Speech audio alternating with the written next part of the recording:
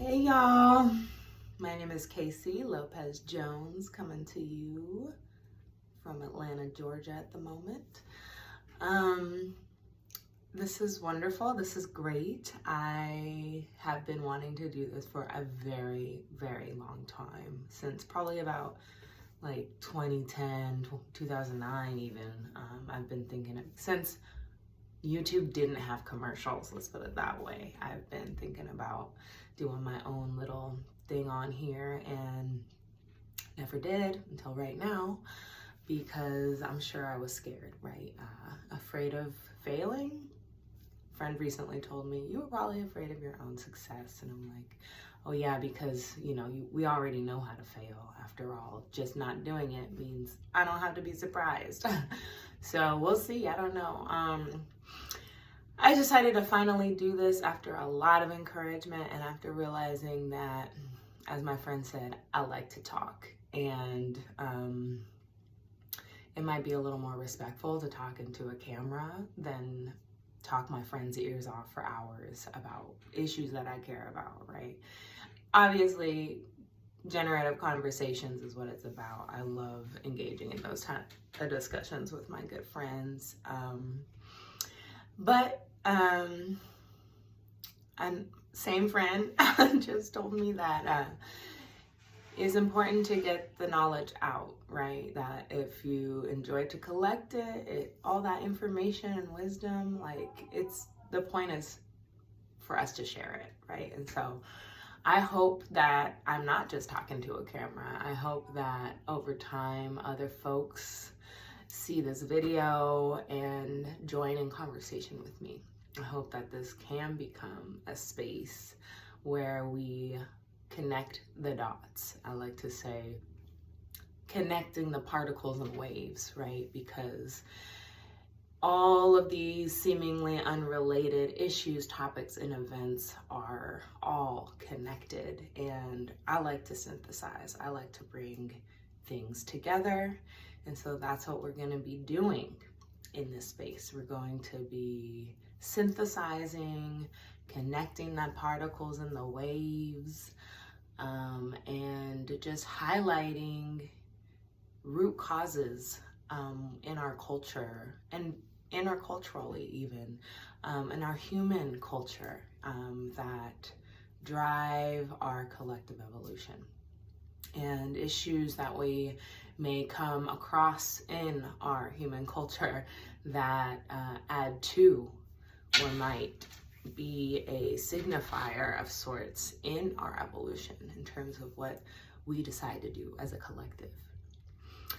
The way I see it, we are on a collective journey. This journey we on is not made for just one of us, right? We're all here together. And when I say collective, I don't just mean the human race. I mean everything, all of us, our whole body.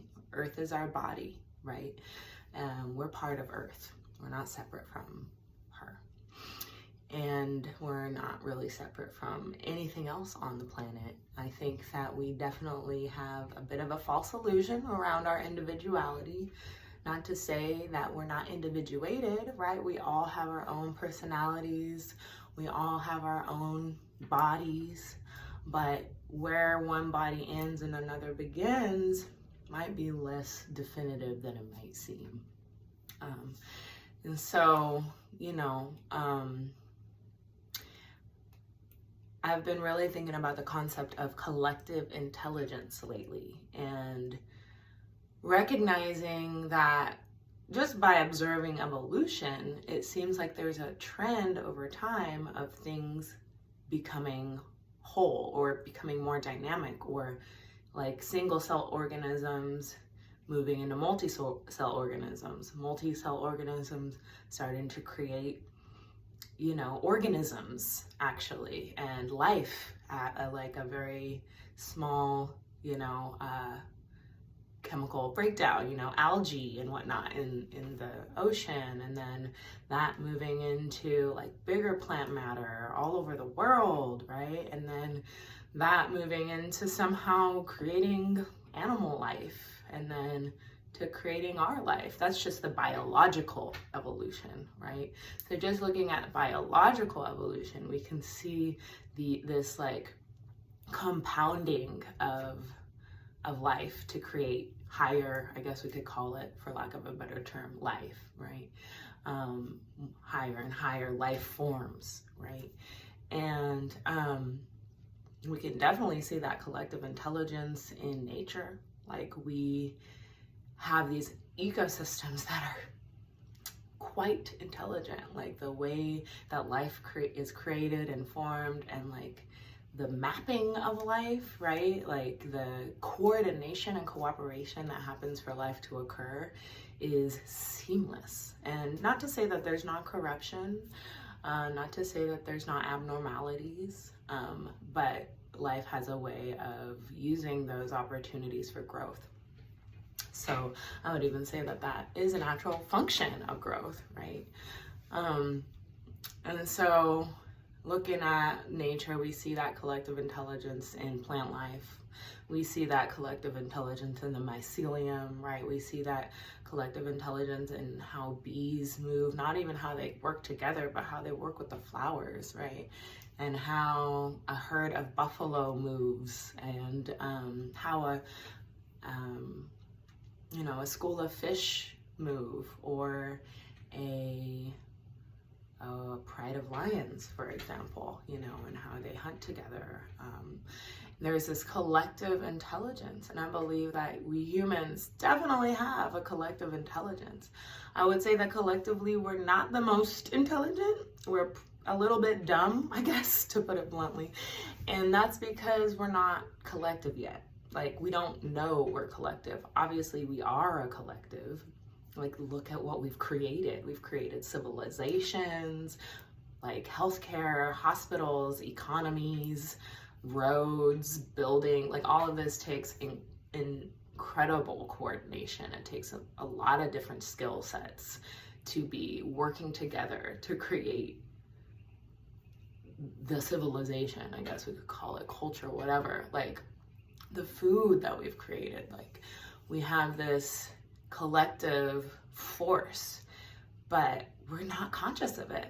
We don't even recognize at an individuated level how important we are to that larger collective space. I think most of us may not even feel very important in the collective.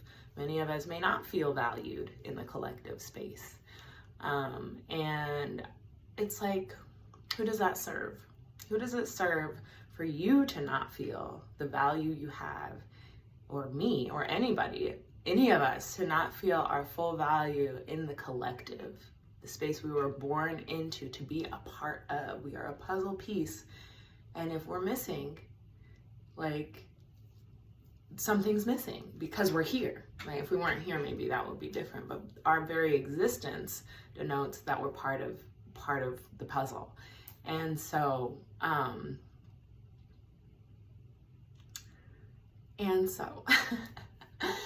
so who does it serve for us to not feel and know that value? And because we're so powerful, right? We're so powerful. Nobody can take away our inherent power. I think, how do we prove it? We might not feel our inherent power, but we may give it away. For example, when people are enslaved, they're forced, in a sense, to serve another person. That means they're forced to essentially give their power away to something else that maybe doesn't serve them equally. So now we're getting critical. It's like, okay, do we give our power away to a force that does not serve us equally? Maybe there's some imbalance there, right? And then who does it serve then? Is someone's getting served by our power, right? So reclaiming our power is going to be part of this narrative. Empowerment and liberation.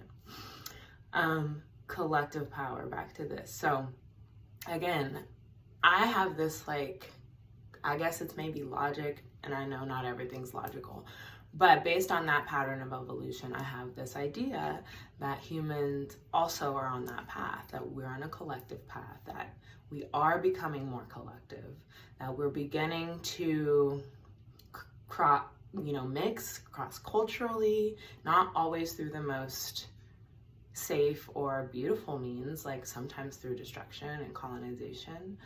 My body, for example, like I have a body that comes from several different continents. I have African indigeneity. I have indigeneity from I guess you could call it Turtle Island, the States, right? I probably have African indigeneity from the Turtle Island too. There's European heritage in there, which inevitably goes to some sort of European indigeneity, and Iberian, right? And so there's a lot in my body that this body would not have come together without all of that, and I'm grateful I'm here. So it's an interesting catch-22, right? The beauty that comes out of the destruction that we create. But that being said,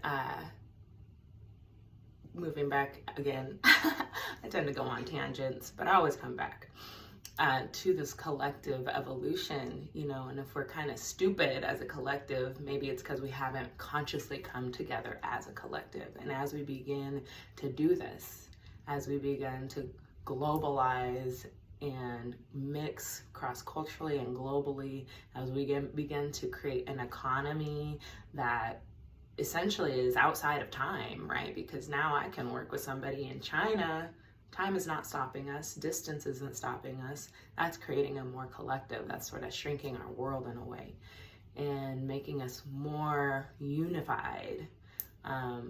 What if we become so unified at some point that that line of individuality, now remember that individuation stays, but the line of individuality, it disappears. Like we become each other essentially because we're one. Like at that point, there's no need for voting. Like the answer is obvious, because we're not going to pick something that's out of line with that person or myself because we're the same. That is going to impact, we feel the impact of that immediately now, right? So it's different than now, where we may not feel the impact of the division immediately. Like if I have